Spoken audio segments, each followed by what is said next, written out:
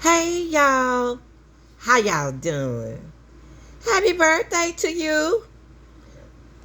Now y'all, I want to get into the Ashley Atkins trial today.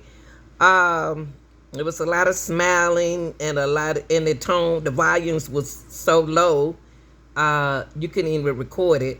The mother took the stand and they questioned her like she was the victim.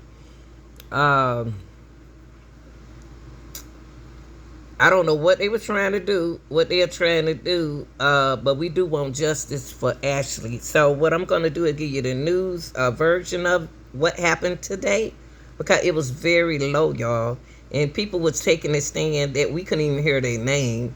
So I put on my headset, and I still couldn't hear that good. But let's listen to this.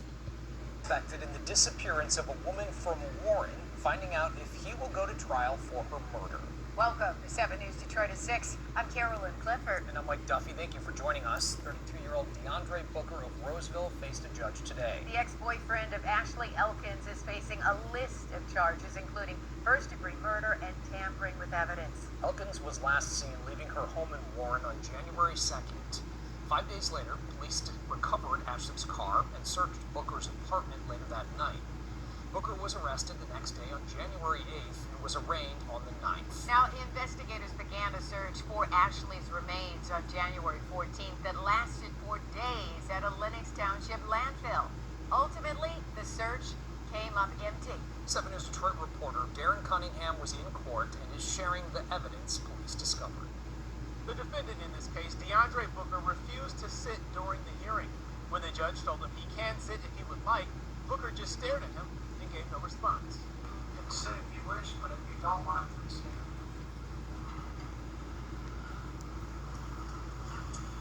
No response. The prosecutor claimed Booker was posturing in an attempt to intimidate witnesses. The first person on the stand, Ashley Elkins' mother, Monica Elkins, who says her daughter dated Booker for 3 or 4 months before Ashley broke it off in September of 2024. She says she last spoke to her daughter January 1st on the phone. The prosecutor played some of the last known video of Ashley entering a 7-Eleven the morning of January 2nd, the day her mother says she went radio silent. At some point, you become worried? Yes, Why? because she wasn't answering her phone. She wasn't texting back. She not like it been too long. Monica says the last text she got from Ashley was Ashley replying, "Aw, man." Monica says she had told Ashley she had a dream that Ashley's car had gone missing. January 2nd, Monica says she went to Ashley's home in Warren, couldn't find her, and contacted police later that day. Have you had any contact with Ashley since January 1st of 2025? Have you heard anything from her? Have her children, have she reached out to her children? No. Has she reached out to anyone in your family? No. The defense questioned Monica Elkins about entering Deandre Booker's apartment in Roseville on January 3rd without Booker's permission. She says she wasn't getting any help from police, so she took matters into her own hands. Monica says it was the last area that showed Elkins' cell phone location. An officer testified to noticing bleach in the bathroom, the drain plug sitting in the middle of the bathtub, and speckles of blood in the tub, and on the wall in the hallway. The officer says, according to dispatch, on January 4th, someone identifying themselves as Deandre Booker called Roseville police asking for officers to check on his home. And the suspected blood on the towel closet that was in the hallway. The officer says blood was actually found speckled throughout the apartment. The hearing is scheduled to resume Friday morning. Okay, y'all, there you hit it. There you hear what happened in court today. Now, mom says she went into the boy house, not expecting. She went into his house. He wasn't there. So, he evidently, he had to been watching.